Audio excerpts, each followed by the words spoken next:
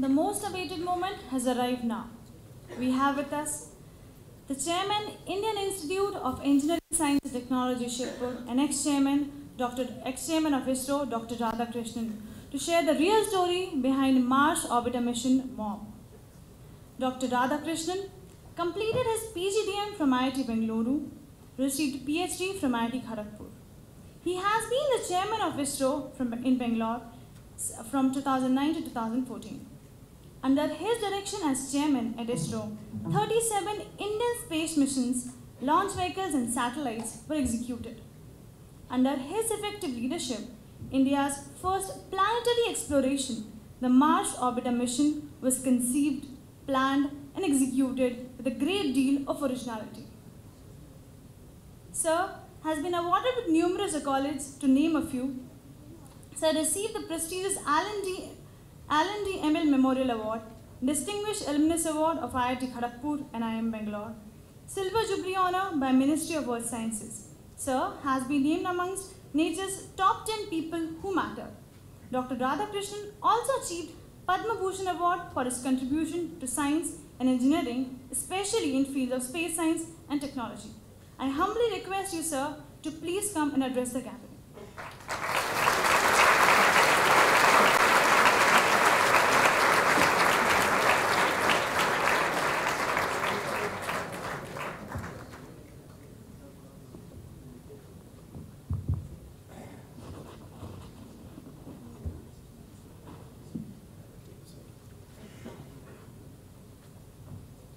Good afternoon. I started my day at 4 o'clock this morning and listening to the Director IIT, of which I was a student.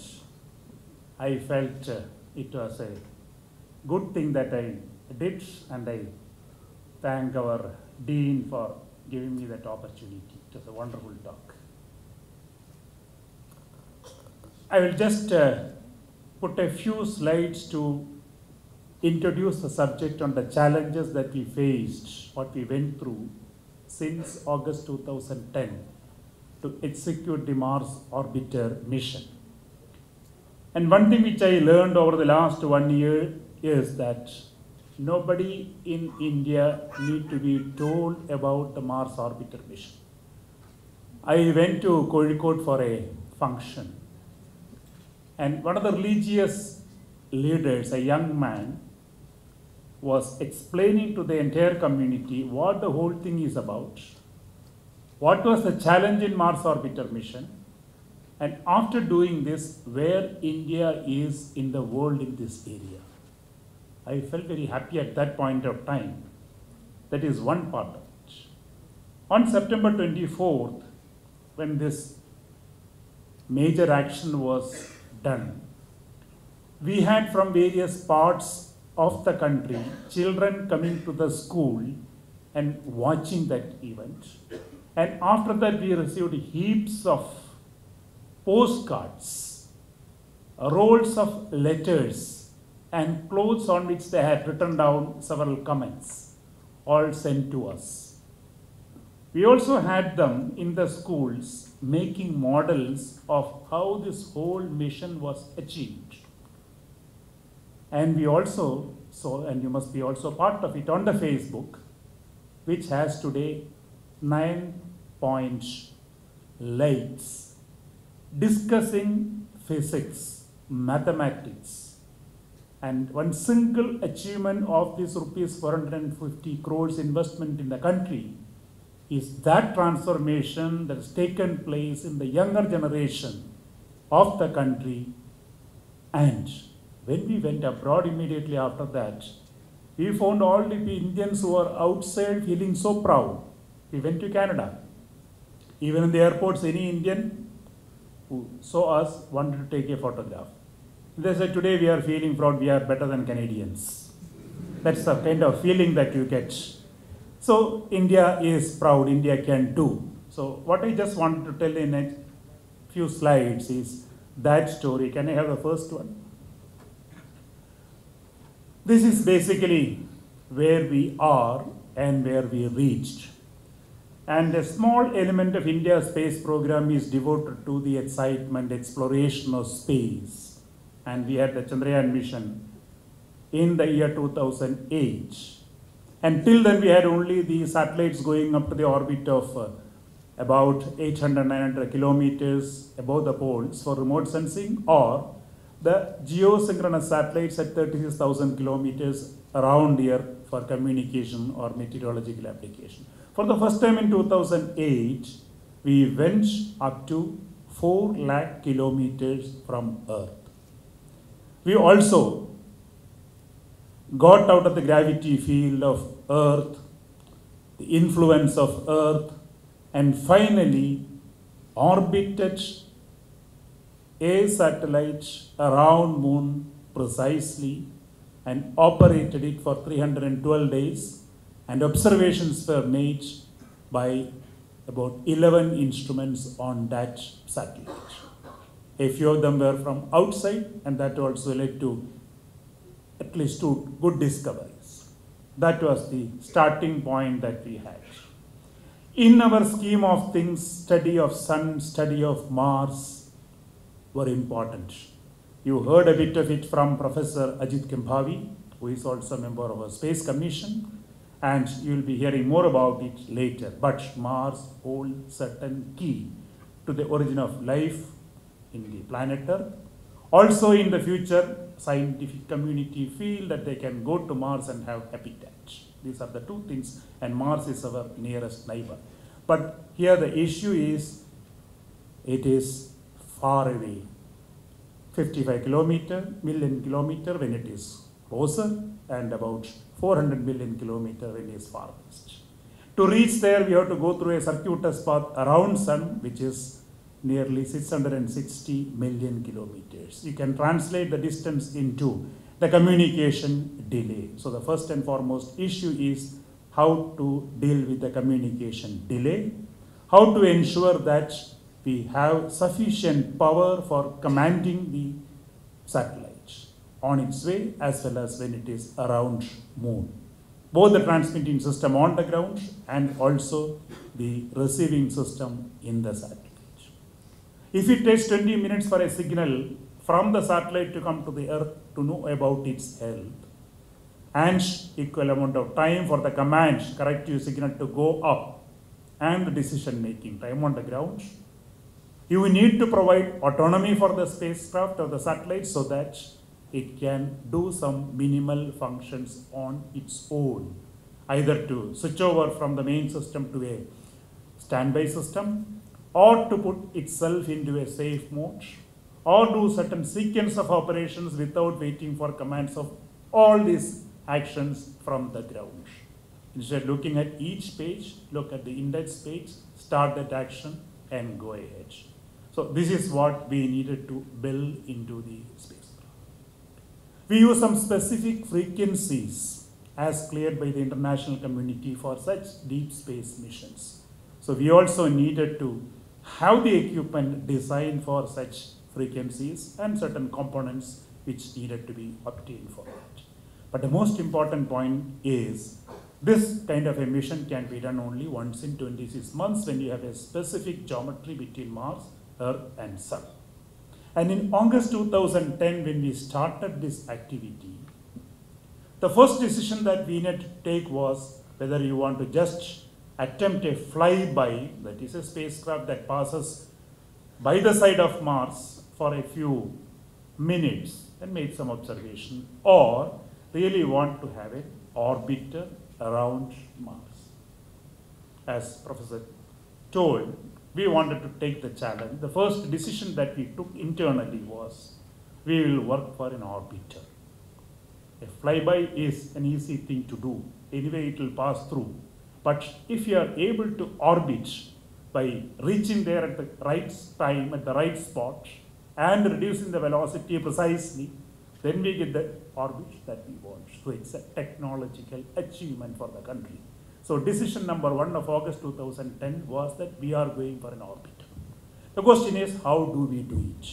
You have the comparison of what US did for the MAVEN spacecraft with a rocket which is 10 times more powerful that they had, experience of 21 missions that they had, and they were going with the 11-year time between concept to fruition for that mission. And as far as we were concerned, in August 2010, we targeted for the November 2013 slot. Time available for the study as well as execution, and the long journey was only 3 years with us. But then we were clear we are going to do it. And then, if we talk about November 2013 launch, we had to have the satellite to be ready in August 2013. After doing all the test and evaluation required to go through this difficult space environment, and we could not have any shortcuts on the testing phase, on the simulation phase, and several new tests had to be also devised for this purpose. So basically what we were now looking at a shorter time for the development of the new systems and also the integration of the entire spacecraft. Time is the essence. But then what we did was 24 hours is available for the satellite, and we put people around, young people, many of you. You saw during that September 24th operation there, Mr. Arunan, who got Padma Shri just 2 days ago, was the leader of the team. He slept in ISRO Satellite Center. And all around ISRO, all the teams worked with the same spirit, and it was real war footing as far as time was concerned, without compromising on any of the quality, for a job which was a complex job. Why complex? You know, the success rate of the missions to Mars has been very, very low. And that is the next challenge that we had to go through. How to build the spacecraft without making any compromises, but realize it. And if we are able to orbit the spacecraft, then the next question is, what are we going to study? So we require scientific instruments. And to make scientific instruments, after knowing what we want to study, how to measure that, build an equipment, qualify it for this environment, especially to work for such a long period in the space, was a challenge. We took two themes. One was methane, because we talk about life. So our scientists came up with novel ideas how to build that sensor, methane sensor. If you say that methane is present there, then what is its origin? Is it biological or geological? There was another instrument, thermal infrared sensor, kept for that purpose. We all talk about water. To study that, the exosphere of Mars, again, two instruments were devised. All of you will ask this question, did we really go to Mars? What is the proof? So we thought we will put a color camera, Mars color camera. Initially, we thought the scientific value of this Mars color camera is very, very low as compared to other instruments. But what excited the whole country and the whole world is, within 1 hour of the orbit insertion on September 24th, we got the first image from the Mars orbiter, and the same afternoon it was processed, and the next day morning it was posted on the internet. So the proof of the pudding is in the eating.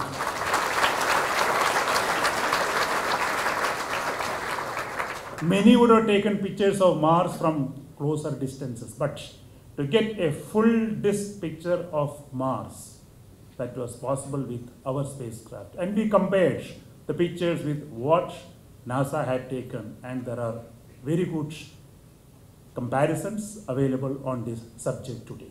So that is what we did. So primary objective was the technology mission that you orbit. The secondary objective was conduct scientific experiments. What would be the life? We were not ready to tell what would be the life till we were clear what is the consumption of the fuel during the entire journey of 300 days.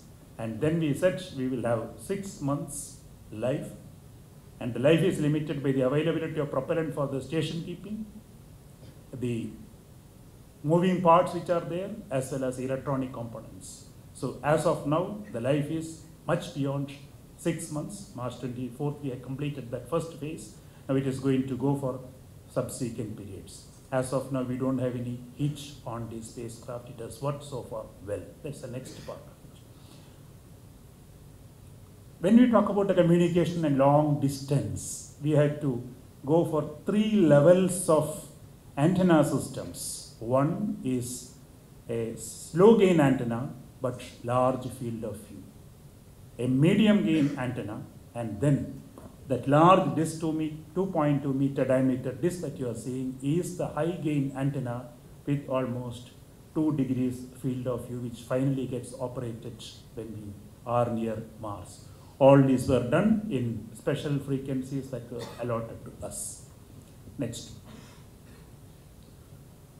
We had to finally get into an orbit, and our capability we found we can go for a elliptical orbit of 500 kilometers peri-apsis and about 80,000 kilometer apoapsis around Mars. How do we reach with the rockets that we have? It's only PSLV, a 4-stage rocket, which has a good reliability, which has done several missions, a versatile launcher, a reliable launcher, or with the GSLV, which is slightly more powerful but has not shown the reliability till then. It was almost 50% failure, 50% success. And it's only a 3-stage rocket with its own limitations in carrying out such missions. So we decided we will stay with PSLV, we optimize that PSLV for carrying the maximum mass, 1335 kilogram to an elliptical orbit. And then we had to design a mission in such a way that the transfer of this spacecraft from the Earth orbit to the Mars would be with the minimum energy. If you ask the students from the aerospace, they will tell you if you want to enlarge the orbit in the same plane, you consume less amount of energy. But if you want to have corrections from one orbital plane to another orbital plane, it will take more. So we stayed with an approach. It will only have the natural variations in the orbital plane. And for that minimum energy transfer, we wanted to finally get certain injection conditions, which required for every lift-off time in every day that we talk about, we had to design a new trajectory and load it for the system. In a normal PSLV, when we do the entire mission in 20 minutes, here we had to devise the mission for 47 minutes. The long gap between the 3rd stage and the 4th stage. The 3rd stage will put the satellite into an orbit, and you had to get the argument of perigee of nearly 270 degrees as compared to 180 degrees that normally we used to have. And this is the reason we had to have the entire operation done in the South Pacific Ocean for firing the 4th stage and also seeing the separation. It was a logistics issue. How do we put 2 ground stations in the ship in the South Pacific Ocean in a difficult weather condition that existed at that time? That also we did. And PSLV did its job on November. The next one. Here the journey of the spacecraft started. The first circle which you are seeing around that December 4, 2013. December 4, 2013, this MOM crossed the sphere of influence of Earth and started moving towards Mars through the heliocentric orbit. The launch was an event, but the most crucial operation took place on December 1st morning, when we had to put it through a trajectory on that day in such a way that after going through this 300 days of journey, over 660 million kilometers in a heliocentric orbit, going through the influences of all planets and sun on a body with varying geometry, we had to reach a target of 500 kilometers plus or minus 50 kilometers on its arrival near Mars. Post Chandrayaan, the knowledge that we had would have taken us a plus or minus 66,000 kilometers on this estimation of these influences. So what learning we had is from this plus minus 66,000, we were able to achieve a plus minus 50 kilometer. That is where the mathematicians The orbital mechanics specialists showed the leadership and made us reach there. The next issue for us was, how do you track this satellite? One is to send the commands. Second one is to determine its position. And all models that we are using for this journey needed also very precise location. And when you go for such distances, you can't have diversity from stations in Earth. So we had two things. We needed diversity, means ground stations in various parts of the world. That is one requirement, deep space stations. So our station plus the stations of NASA were used for this purpose. Second one, we used a delta DOR technique, that is differential one-way Doppler ranging. We look at a quasar somewhere which is in the angular vicinity of this object, and then try to find from two ground stations the position of that, and then use that coefficients for the actual ranging. So it was a very precise determination, and step by step we went ahead and finally we did the job. So ground station also posed a complex thing for us. And during the journey from December 4, 2013 to the heliocentric orbit, and finally coming to the September 2nd week till it reached the sphere of influence of Mars, we had kept a few provisions for the mid-course correction. And the beauty of it was, even though we planned for 4, we had to do only 2 because it was going as per the original predictions. We had another very interesting problem, that is, when we have to capture the orbit, that is the time we were going to reduce the velocity very precisely by firing a liquid engine by putting the whole spacecraft in the opposite direction, which was not functioning for 300 days. And if you talk to any propulsion expert, anybody who knows about the rubber and the metals, etc., and if you look at the international experience, that is one of the major failure possibility. And we had devised our own ways of looking at this issue by having parallel paths. One path was closed after the December 1st operation. The second path was to be opened on September 24th. The question is, if it does not open and work on September 24th, there is no mission. So we also had a plan A and a plan B. And for the plan A, we wanted to be sure on September 24th it will function. And if it did not, then plan B had to be operated. So we did one important thing, and this came because we were thinking about these failure possibilities day and night.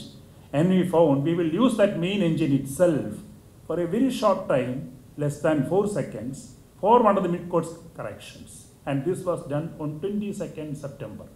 And on that day, when that engine worked, we were clear that this mission is going to be through. And then we had this precise orbit as we planned. We had one more challenge. If you read the articles, we had a comet coming on October 19th, very close to Mars. So that could have probably been a challenge for this spacecraft because the dust that comes out of it. So what we did was we tweaked the orbit. Originally, the orbit had an apoapsis of nearly 77,000 kilometers. And we reduced that to 72,000. So these 3 hours of period came down to 3 days. So when the comet was passing by the side of Mars, our spacecraft was hiding behind Mars. Not only ours, all other countries' satellites were hiding at that time. So here also we got a very good experience of how to tweak. Now, if fuel is available, which is there, we can also do experiments on coming closer and closer to Mars. All these are part of the technological experiments that we could conduct on the spacecraft. But I have given 3 blocks there with white color. These are all the gains that our computational experts, orbital mechanics experts did and finally took us to that particular point. And just for your information, whatever you see in blue color is the orbit around Earth and the Earth's path. The red one is the Mars orbit, and that white path is the one that was traversed by the Moon.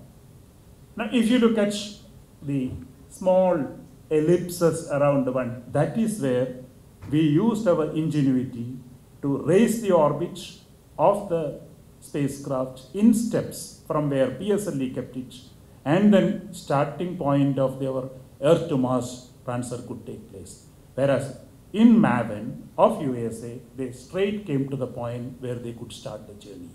So that ingenuity is using a low power launch vehicle and using the propulsion. We consume the fuel in the Moon for that purpose. Next. Before coming to that, I just wanted to tell you one more thing, because we talk about the depression, difficulties, failure, etc., etc.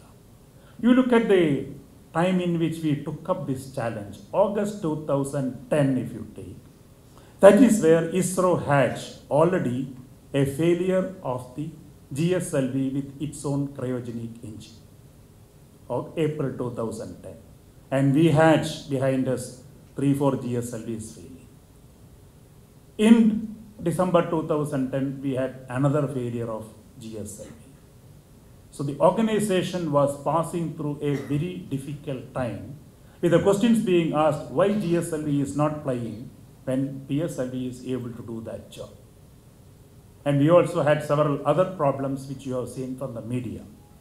But still, the scientists, engineers, all put their might, heart and soul, and then they realized what we have today. So resilience, when I talked about, this is one such example. Criticisms and comments. Why are we spending 450 crores for such a mission? When others have failed, the failure rate is very high, why India is attempting? Are we trying to aid others? The difference between national fame and national shame is very low. Suppose this mission becomes a failure, then what happens? Why did we not wait for the next opportunity when GSLV probably could have put a bigger satellite? Why did we not go for a bigger scientific objective? All kinds of questions were asked, but we were clear on our path. The conviction, grit, determination, and the support that we got from the government took us through, but the credit goes to all the people who really put it on 24/7 basis to reach this place. What I have put here is future, basically for you. Space exploration, we talk about planets and solar system. Astrosat is one of the major components. Human in loop, of course, this is one thing that we have started doing it, and when that Screw module on in December 2014 became a successful experimental mission, we have put the first step towards that. And space robotics is another area which is essential for space exploration. And when Chandrayaan 2 is going to go with Indian lander and Indian rover, we will be making the first step in that area. Of course, space manufacturing is something where we have to do further work. Space transportation, our PSLV, our GSLV Mark III, which had an experimental mission successfully in December 2014 with the cryogenic engine getting tested on the ground successfully, which is happening today. We will have this capability for putting Photon communication satellite from India. Space assets, we have 26 satellites. Nobody will believe that India today has 26 operating satellites for communication, for navigation and Earth observation. This is, for Earth observation, this is one of the best satellite constellation. It can look at meteorology, it can look at climate change, it can look at high resolution remote sensing, it can do work for disaster management, it has microwave remote sensing capability, it can look at the oceans. So this is one part of it. If you look at the communication, again, about 11 satellites and nearly 200 transponders are available today for us. And if you look at the navigation, our own system, we have 4 navigation satellites already in the orbit, which can give us the position measurement with 10-meter positional accuracy. It is India's own system. Today, you can get it. And if you put 3 more, we can have the coverage for India and around. In addition to this, the GPS system that we all know is adapted for the aircraft navigation with 2 to 3 meter accuracy by space-based augmentation. Is an operational system, a certified system which is available. Space security, there are 2 parts of it. The security of the space assets on one side and space for security strategic applications. Space has become the 4th dimension. Then comes communication, earth observation and navigation. If you look at the whole space spectrum today in the world, the space economy as we talk about is today 256 billion US dollar. 256 billion US dollar. And nearly 9 lakh professionals working in that in 40 countries. And of the 40 countries, if you look at the space economy part of it, India is 4th country. We have the US, we have China, Russia, followed by India. As far as Europe is concerned, they have their national programs and also the European Space Agency's program. And if you look at the per capita investment in space, India spends nearly $3 per head. Let us say 150 rupees per head. So whatever we are getting out of the space systems, is 26 satellites and the services, is essentially paid by each taxpayer. If I calculate, nearly 150 rupees per head, that's all. But if you look at what happened in Hudhud last year, or the filing in 2013, we heard only 10-15 people dying. As compared to Divi of the 70s, where nearly 10,000 people died. That is because the cyclogenesis itself, from that stage, satellite is able to capture that a system is moving towards this direction, and then IMD can actually predict the place where it will hit, what will be the search, and what will be the area which is going to get inundated, how to move people. So you see the kind of impact it has made in the whole system. I just mentioned this because when we talk about Mars orbiter mission as one element of excitement, enrichment, etc., how it fits into the larger canvas of the space effort of the country. And as of now, nearly 60 plus departments of the government of India and all the state governments are into application of space in their regular activities. Let me stop at this point and then we can have some interaction till the time Das Saab tells us.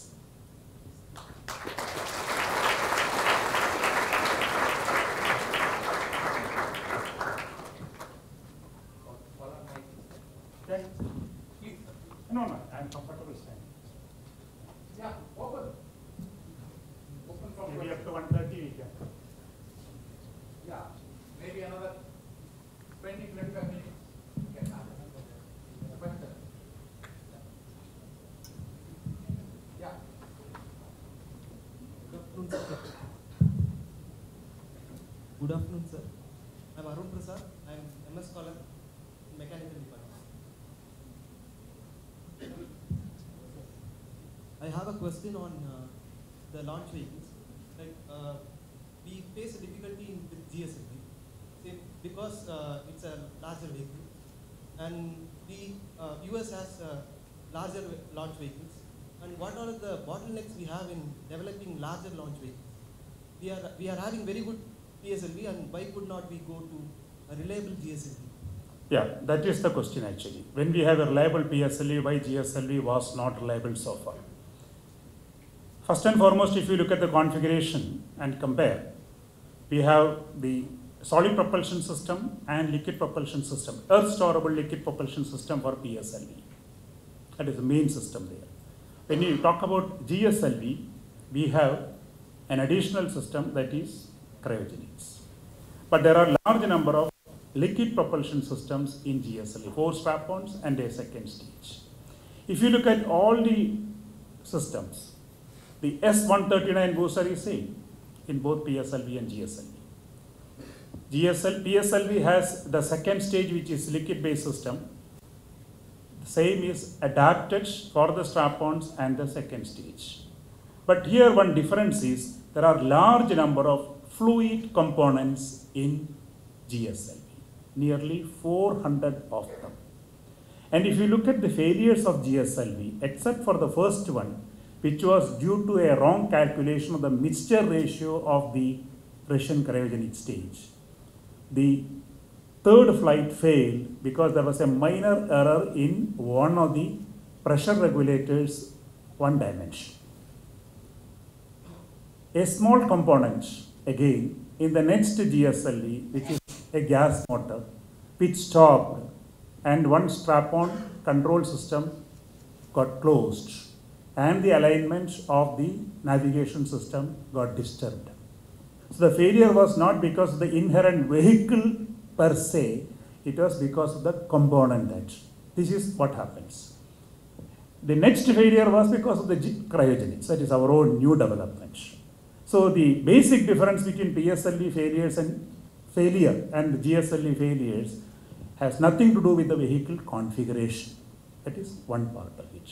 And we put emphasis on the reliability to ensure that from the material to the assembly process and the testing process, we take care of it. That's why in 2014 January, we had a very reliable GSLV flight. But if you look at GSLV has certain other advantages. Before the launch, you can test the robustness of the 4 strap-ons. 4.5 seconds before the lift-off, we can test it. If it is not working, we can stop the entire activity. That facility is not there in PSLV. And our assessment is GSLV is a far better vehicle compared to PSLV. If you look at the control system, the number of control systems, the number of propulsion systems, number of igniters, all which have to work. So per se, there is no issue with GSLV. Hello sir, I am Aditya Malpani from Department of Aerospace Engineering. I wish to ask, there are solid rocket boosters, liquid rocket boosters, and for any specific mission, because you have many different type of boosters, for any specific mission, how do you optimize the usage of each booster? See, we use certain terms like specific impulse and a density impulse, etc. Specific impulse, but for the given mass flow rate, what is the kind of energy that you can get out of it? As far as solid is concerned, it would be the lowest. Then we have the liquid earth storable. Then we have the semi-cryogenics and the cryogenics. Normally these are used for the rockets. We have ion propulsion, electric propulsion, let me say, or nuclear propulsion, which are all used for the spacecraft missions or the deep space missions. Their specific impulse is very large, but the total impulse will be very small. So let us talk about the first four. When you talk about the density impulse, that is the mass that you have to carry for the given energy, cryogenic is not very good candidate because you have two fluids which have to be handled very carefully. Semi-cryogenics and solid are considered the best options when it comes to the booster stages. Okay, this is broad. Then your rocket equation staging, that is one aspect of it. Plus you also look at your technology, what is the pedigree that you have, what stage you have got already in hand, try to make best use of it. Just to give you an example, between PSLV and GSLV, the S139 you see in this one also. The L40 strap-ons are derived from the second stage engine, Vikas engine. And the second stage is almost similar to what you see in PSLV. This is a modular approach, so we have gained. But a small penalty you have to pay for that. Because the solid booster S139, after its activity, has to be carried by the rocket for some duration, which is a wastage really. But what you gained is a lot of development time for this purpose. So this is one aspect of it. Then if you look at the GSLV, you will see the same liquid engines with a longer duration of burning being used in the second stage. So you have to have a multi-parametric approach in optimizing what really we want to. Yes. So, Are there plans to put man on Mars? If so, what are the additional challenges? Man on Mars is a very, very long process for anybody in this world today. First and foremost, because of this opportunity coming only once in 26 months and the long journey involved, etc. But India has done its studies for putting a human being in the Earth's orbit. That is a human spaceflight office. This crew module is the first step. What we require is a vehicle like GSLV or GSLV Mark III, which has a reliability of 0.99.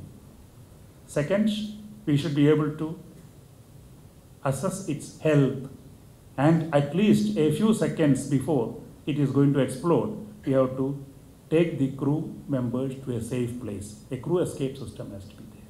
The crew module, what we have done is to look at the exterior, that is the thermal aspects of it as it re-enters. We require the life support system and the right atmosphere within that for the people to stay there. This is being developed at the moment. Then finally the training of the crew members, handling them, etc., etc. So we have the ability today, and we can say 6 to 7 years we should be able to do this activity. GSLV Mark III would be a good candidate for human rating. It is a far simpler vehicle compared to GSLV itself.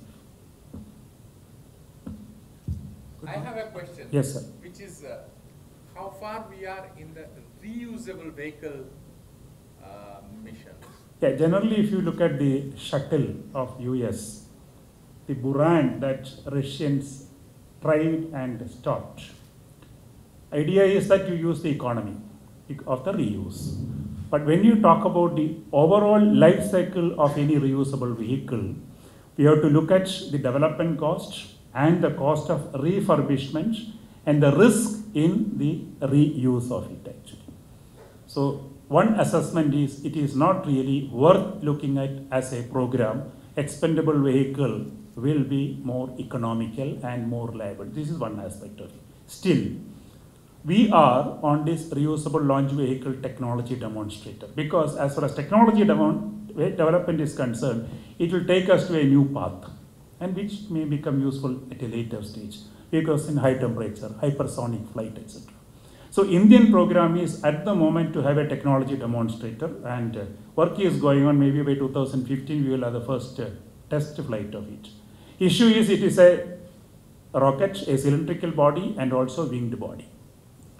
So the control system engineers will talk about aerodynamic instability, which is represented by a mu alpha, which is almost 20 to 25 as compared to 1 of PSLV GSLV or 5 of GSLV Mark III. That means the control system designers have to be providing a very agile system. Second one, as it comes down, again aerodynamic aspects comes into the control actually. So virtually they talk about 4 loops and also transitions. High temperature materials in different part of it. All these things have been understood today. So assembly is going on. 2015 we must have the first test flight of it. Good afternoon, sir.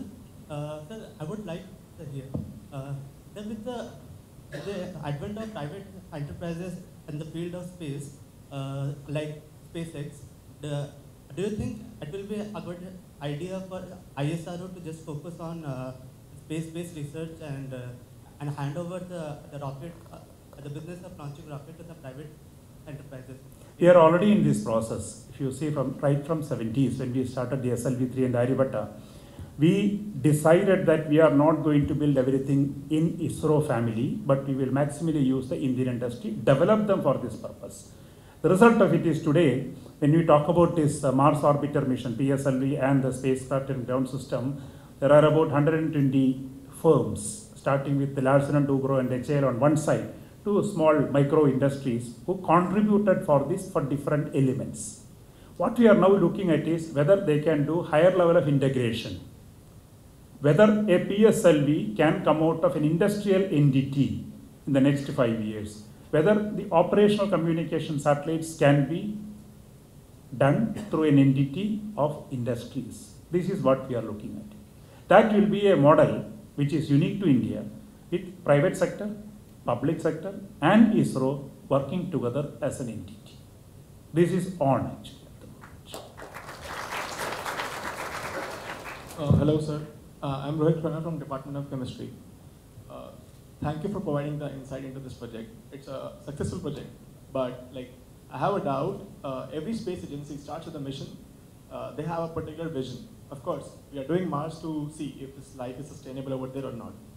Was there any particular, if you just narrow it down, vision with which ISRO started this project? Of course, they had to face a lot of controversy and all, but was there any particular thing, aim, objective with which you started this thing? See, if you look at the origin of Indian space program, right from 1961, it was conceived that India should get into. The point was, we had a vision that it should be finally be useful for the people and society at large. We are not going for competition like the way US or USSR went or China went, number one. Number two, it must be a self-reliant program, as much as possible. These two are there. And if you look at the way the resources are utilized, about 90% are for what I said, that is for providing space-based systems for the people through communication, navigation, earth observation, etc., etc. Science is a driver whenever we talk about space exploration. And we feel, space scientists feel, anything above 100 kilometers is outer space. So explore, try to understand. But it drives the technologies. For example, the onboard autonomy that we developed for this purpose tomorrow will be useful for other satellites. It will improve the efficiency. The telescopes which the astronomers were using, you can ask Ajit Kambhavi after some time. We are now looking back to Earth through remote sensing. Actually. So these are the kinds of technology spin-off will come from the space science. So they are the drivers. So they need to be also. So 10% is our allotment for the space science activities as overall resources are concerned. The other part is for the brass tacks, grassroots level application program. There is no compromise on that. Sir, I'm Ashwath Suryanarayanan from 9th standard. In the future, we need more sustainable models for rocket fuels. What do you suggest would be the alternate fuel technologies in the future, sir? Wonderful question. I wish IIT will take you as a research student now itself. There are 2-3 approaches basically when we talk about the rocket propulsion, which is the major chunk of the load that is required to take any object to space. As I said, there are several options for the propulsion today. And what people are now doing research on is non-conventional way of taking the objects. Ladder was talked about at some point of time. So a lot of such research will take place. Instead of sending a large object, can we have smaller satellites? Then there are issues like formation flying, etc., etc. So these are all the new concepts that will come up in the future. The most difficult part is how to get out of the gravity of the Earth and take the object. Afterwards, it is quite simpler in terms of propulsion. Yes. Thank you, sir. Good afternoon, sir. Yeah. Good afternoon, sir. My question is, how much time it will take for a human, not in India or any country, to have sustainable or independent colony outside the Earth, any planet like Mars or Jupiter? See, there are two places. One is Moon, other place is Mars. The projections are 2030, 2040, which is not far away actually, to have habitat in Moon and later Mars. In this journey, Moon may become an intermediate point for enhancing the propulsion capability, etc. This is the kind of dream actually. I have been hearing this 2030 for the last 10 years. It may not happen in 2030, it may take a few more, but the people are working in that direction. The very simple fact that there are Mars explorations and there are also the Curiosity kind of projects shows the capability of humankind on Earth to venture into such modes. India also with the lander and rover on Moon is going to get into the next step in that direction on structures and also landing there safely. Sir, my name is Sunil. I work in IIT as a Principal Project Officer. Can you please tell us a little more about crossing the Van Allen belt with people inside, and also about space probes? Because as per our international space history, only 1 or 2 probes sent by USSR, that is the Lunar 10, returned back to Earth from outer space. All of them they went and then they flew further away into deep space. So can you please tell us about this? About the first aspect of it, basically all our satellites go through that issue, especially the geostationary satellites. And Mars orbiter also, when I said we went through this unique way of raising the orbits and reaching that point where it started its journey towards Mars, it had more exposure to the radiation belt. 2 things are required. All the electronic components have to be seen in that context. How much radiation it can sustain, how to do radiation hardening, how to do radiation shielding. This is what we normally do. We cannot escape that part of it. About the second part, I am not the expert to talk about. But the first part, this is what we do. In the manufacturing process itself, the silicon volume is adjusted so that we avoid this switchover from 0 to 1, etc. So many defects can come in the electronic devices.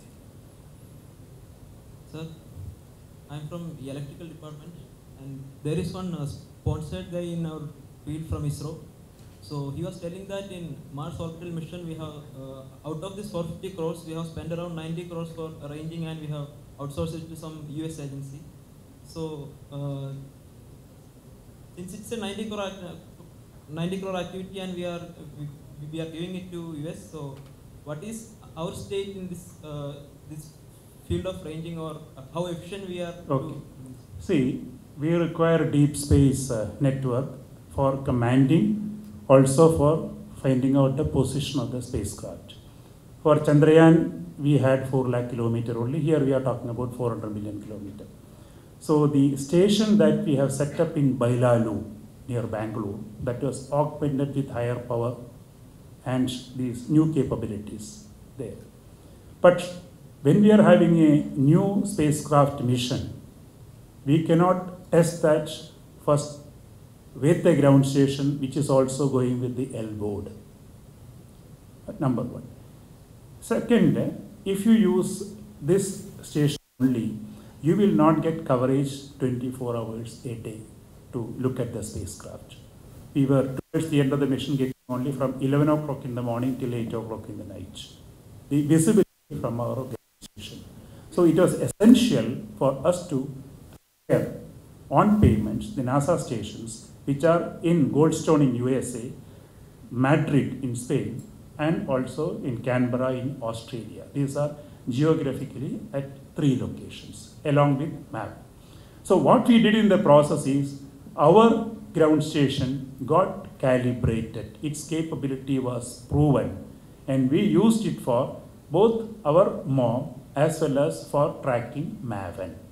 So today, along with these 3 ground stations of NASA, our station is one of the international stations. This is another spin-off that we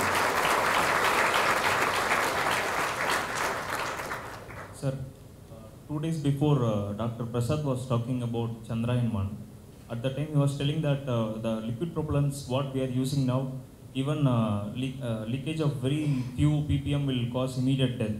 Are you working on any other alternatives now? Yeah. Basically, people want to get out of those toxic propellants. Now, people are looking at green propellant.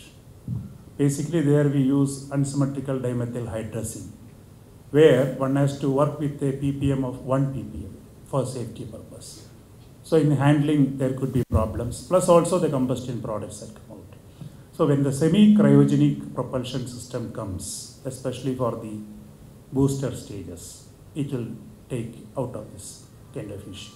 Cryogenics also, we are talking only hydrogen and oxygen basically, that will be a better from that angle. Good afternoon, sir. My name is Siddharth and I am from Aerospace Engineering. As you all know, all these satellites are really helpful for us, GPS and communication satellites. But we have another problem called space debris, and this space debris according to it. No, first part of the question, can you just speak louder? We all know that communication satellites, Okay. GPS are all really helpful, but there is a problem called space debris, and you know about Kessler syndrome. True. So, in the lower surface, at least there are 20,000 space debris which are increasing. You are an expert, you can answer the question itself. Varying in size. So, Yes. what plans are you have? Yeah, so there are three elements of it. One is observation, that is cataloging the objects. Number two, the modeling part of it to see whether it will impact or come in the proximity of any of our operating satellites, or the one which is very complex is scavenging. People are working on that. On the first one, today NASA has got a system, US has a system, US Defense, it's called NORAD. And second one, we are also very capable people on the modeling, and we are also establishing in the country capability for looking at those space objects. When the multi-object tracking radar, which SHAR has built up very recently, is operational, we will be able to see the objects coming in the proximity of our remote sensing satellites. And then we can move the satellites a little bit to ensure that there is no collision. But this is an area of extreme importance. That's why when you talk about space assets and their security, this is the issue. One is natural, second one is created by someone, by exploding a satellite in the orbit. Good afternoon, sir. I am Omkar Valvekar from Department of Aerospace Engineering. Sir, as you just said that the distance and position of the satellite cause communicational delays. So, what kind of autonomy was given to the satellite to overcome? See, normally when you talk about any satellite communication or remote sensing or navigation satellite, we always build into that redundancies, that is standby systems. If the health of the primary system is doubtful, then we switch over to the redundant system. Now, today it is done for the satellite by the ground controllers. Okay. We cannot do that. So that ability we have given to the satellite. These autonomies are in some three levels, I should say. Primary one is looking at the health of a system, and then if it is beyond a threshold level, switch over to the standby system automatically. The second one, if you want to make an observation, there are a series of commands to be given, a chain of commands have to be given. Always it may not be possible to do that because of this visibility and distance, etc. So what we do is everything is programmed and kept in the telecommand processor there in the satellite. We have to only trigger which option has to be used. That is why I said instead of reading each page, you look at the only index page. This is the second level. The third level is, and the most crucial part of it is, sometimes you may not know why it has failed. It may not know how to correct it. At that time, the satellite is put in a safe mode, inverter, safe mode. That means the solar panels will be facing the sun, so power is generated. The antenna, communication antenna, is towards Earth. In that orientation you put it. Then we think about it, the possible solutions, and try to upload those commands. So here that safe mode also the satellite itself will put. As far as we are concerned, we expect that state should not come, because if it is in safe mode, that means there is a major problem there. But the problem in this autonomy business is it should not take a wrong decision. So all possibilities, that what Chakravarti Sahab was telling, we have to envision that, and then we have to test and see that a wrong decision will not be taken. So we went through all those possible scenarios, a big document was created, simulated on ground, and then tried to do. That was the complexity involved. Thank you, sir. Last question. Yeah. Hello, sir. I'm Srinivasan from Chemical Engineering. I don't have a very technical question, but let's say we have a failure. How do you take it as an organization? How does ISRO take it if something fails? And the next question I want to ask is, if there's a failure, what is the loss of money? Actually, if you see in space, the difference between a success and failure is very, very thin. And if you look at a rocket, after getting it ready for the flight, after going through all testing and reviews, etc., the only command that we can give is fire, ignite. The next command is destroy if it goes beyond a course. Rest of it has to be done by all the systems in unison, in the proper sequence, proper timing, everything. So failure can occur actually. Especially when a rocket is a new one, you may not even know the full aerodynamic behavior. That's why ASLE failed, because we didn't understand the dynamic pressure at that time. Or there could be some implementation issues in the software. All these happen actually. First and foremost, we should be prepared for failures. We don't learn swimming or cycling without a failure. Only thing is that we should not die. That's all you should do. So be prepared for that and be transparent. Try to resolve the issue and not point the fingers at the people. If you work, there will be failure. But look at the issue, solve the problem, and tell also the country. As far as this Mars is concerned, we knew that it's a high-risk mission. Any stage it could have failed. On December 1st also, if we went in a different direction, for that particular duration the thruster worked, we will get one vector. Suppose it overperformed, he would have got another vector. Underperformed also another vector. That day itself mission would have been out actually. So there are several possibilities. But we were taking the country with us. We communicated to the country, this is the risk that we are taking. So that is also important. Towards the end of the mission, somewhere in August, September, people wrote, don't worry even if you are not able to orbit. So far what we have learned is good. So that is another part. Now I know there are disappointments because you would like this session to go on and on, but we have to stop. Every good things in life has to come to an end. So also this one. Let us thank Dr. Radhakrishnan.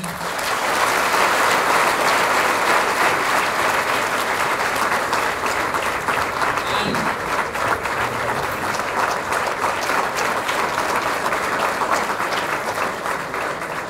Professor Chakravarti, who told the most serious thing in the lightest possible way.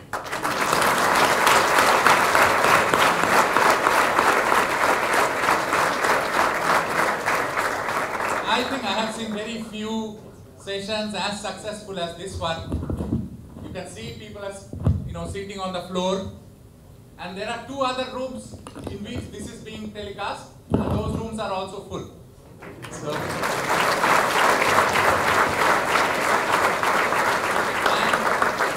and what more a research scholar needs when somebody as experienced as Professor Chakravarti says, what a research scholar needs to do. But he ended with one thing, if you remember.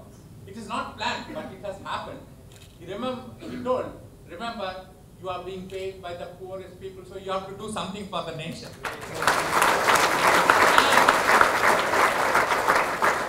And this was picked up by Dr. Radhakrishnan, who did something for the nation.